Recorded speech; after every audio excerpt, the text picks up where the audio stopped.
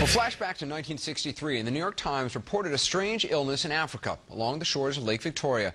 The trouble, an epidemic of laughter. More than 1,000 people, mostly children, who could not stop laughing.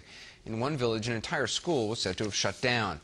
Scientists had no explanation for the outbreak of hysteria.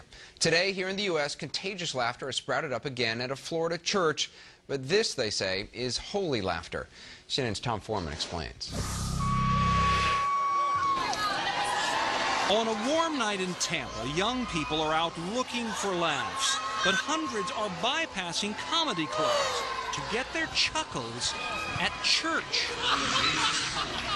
And guffaws, roars, screams, all standard fare at the Laughing Church, where Dr. Rodney Howard-Browne says the Holy Spirit is making folks howl. They're laughing, they're crying, they're shaking, they're falling out of the seats. I knew it had nothing to do with me, because you cannot take a crowd and make them do that. You don't buy the fact that you're a funny guy. Well, I use a lot of humor because I do use humor, but that's just the way I am. Because I've got news for you. He arose, he ascended on high. This is worship for Reverend Howard-Browne and his thousands of followers. He's coming back. He is coming back. King of kings and Lord of lords.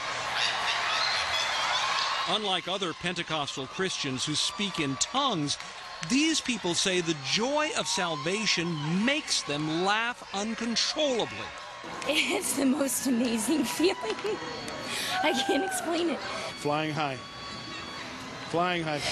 What is it? It's the Holy Spirit. Oh, look at this. Oh, my. This is my little piece of Africa. Howard-Browne was once a little-known South African preacher and part-time big game hunter. But he and his wife Adonica have fostered a global outreach program based in America and staffed by 70 people, all enthralled with holy laughter. The preacher says believers overcome with laughter have been recorded since ancient times in biblical passages about unrestrained joy. Yet it remains controversial, almost unknown in most other churches. Because religion always wants to beat you down and make you dependent upon us like a drug. If I can make you feel guilty, then you'll come back next week. And I'll keep you in that place of guilt. That's a very cynical view of religion. Well, maybe I have a hard time with religion because I see what it's doing around the world. Religion feels its job is to condemn. Jesus didn't come to condemn. Let your presence fill this place. Howard-Browne himself has suffered great sorrow. On Christmas morning 2002, his 18-year-old daughter Kelly died in his arms of cystic fibrosis, a loss he lays at the devil's doorstep. Is this about revenge? For me, it probably is. The only way I can hurt him is by seeing people touched and set free. Fire. Now. Now. Now. Many people say they are touched. Some laugh for minutes, some for hours. Howard-Browne blesses them all, the saved and the skeptics alike.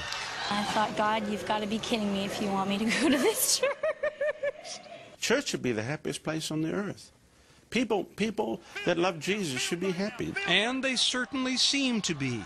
Here where Rodney Howard-Browne sends the devil on the run, and God always gets the last laugh. Tom Foreman, CNN, Tampa.